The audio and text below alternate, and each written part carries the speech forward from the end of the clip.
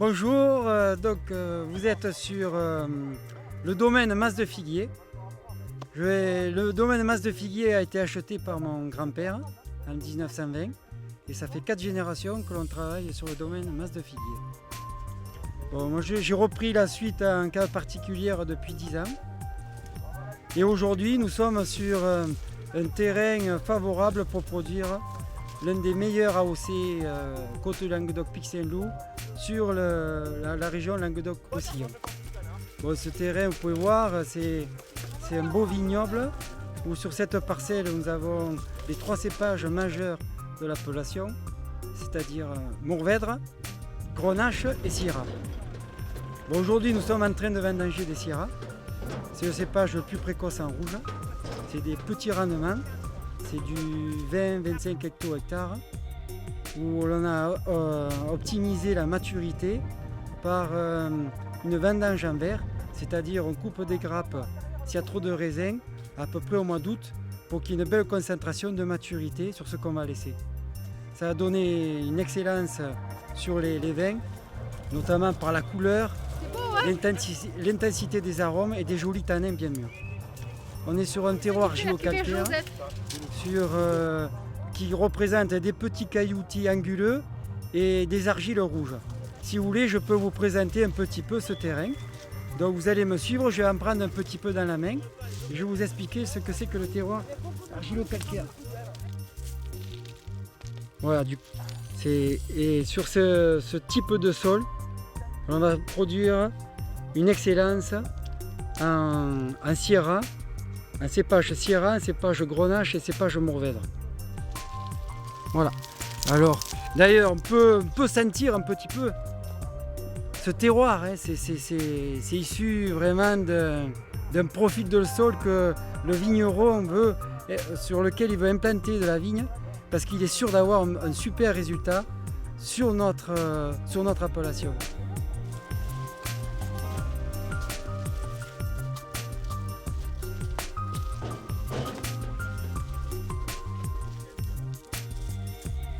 Une belle maturité. Donc on prend mon grain de raisin comme ça,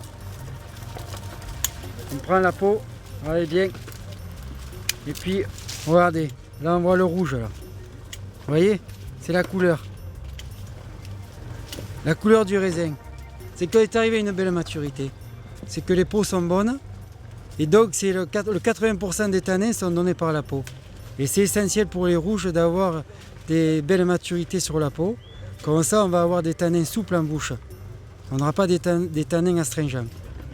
Et puis après, vous voyez, et quand ça commence à bien mûrir comme ça, après on le goûte. Là, c'est bon. Là, le goût herbacé, il n'y est plus du tout. Vous voyez, bien mâché. Et puis après, on goûte la pulpe. Elle est bonne. Et puis les pépins, vous voyez, ils sont grillés. Belle maturité, c'est comme une noisette bien grillée. Et quand on la craque sous la dent, on doit avoir ce goût un petit peu de noisette d'amande grillée. Parce que ces pépins vont apporter 10% de tanins majeurs pour stabiliser la couleur du vin dans le temps. Et ça va permettre de mieux conserver le vin. On va laisser macérer, une fois que la fermentation est finie, 3 semaines, le vin sur ces pépins. Et après on soutire le vin et après on va élever le vin en barrique.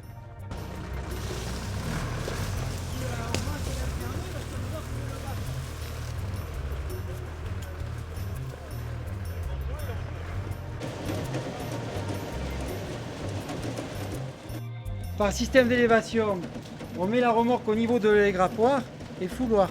L'égrappoir, ça va permettre de trier la partie végétale de la partie fructifère. La partie fructifère, après, va tomber dans un fouloir qui va permettre d'éclater les raisins. Et le jus qui va sortir du grain de raisin va se mettre avec la peau, ce qui permettra, dans un deuxième temps, quand le raisin va monter en température, de démarrer la fermentation. Et après, la partie végétale qui sort en bout des grappoirs, je vais vous la montrer. Alors, de la grappe qu'on avait vue pendant la vendange, voilà ce qui reste. C'est la partie végétale, ça s'appelle la rafle. Tous les raisins ont été levés par les grappoirs et les raisins sont tombés dans le fouloir. ce qui va permettre le fouloir, comme je vous disais, d'éclater le grain de raisin, de le mettre en contact avec la peau, parce que c'est sur la peau qu'on va retrouver toutes les levures individuelles. Et à partir de 7 jours de fermentation, nous allons travailler sur le marc qui va se retrouver au-dessus de la cuve, c'est-à-dire que le gaz carbonique qui va se dégager de la fermentation va pousser toute la matière solide qui est dans le vin, c'est-à-dire un peu des peaux, et ça va former un gâteau de marc qui va être au-dessus de la cuve. Et ce gâteau de marc, pour extraire un peu plus de tanin, des arômes, un peu plus de couleur, on va le piger. Et le piger, c'est tout simplement à l'aide d'une fourche inox, on va enfoncer tout doucement le chapeau de marc dans le jus du raisin pour extraire à nouveau des arômes, de la matière qui va donner de la rondeur et de la peau, des tanins fins. Là, nous nous trouvons dans le chai à barrique, là où le vigneron déguste avec passion son vin tout au long de l'élevage. La majeure partie du travail d'un vigneron, c'est de déguster le vin. C'est la partie la plus agréable et c'est là où on obtient vraiment la qualité de son produit à travers la dégustation. Et c'est ce qui va permettre de travailler son vin pendant l'élevage. Alors aujourd'hui, je vais vous montrer la partie dégustation de l'élevage. Alors tout simplement, à l'aide d'une pipette, je vais tirer du vin dans la barrique, doucement, doucement, doucement, doucement, on la laisse bien plonger pour prendre le cœur du vin de la barrique. Hop, après je bouche en haut, et voilà, on va verser. On replonge, et là après la belle couleur. Vous voyez ces reflets violines, c'est très important. Ces reflets violines sont donnés par une belle maturité du raisin, notamment par la peau. Ce matin, je vous ai montré les syrahs et la peau que l'on pouvait avoir et la couleur qui se déposait sur les doigts. Et c'est ce que l'on retrouve après sur les vins. C'est ce qui va faire la qualité de l'intensité des arômes, l'intensité de la couleur et l'intensité de la dégustation par la rondeur et les tanins présents qui vont amener le vin dans le temps.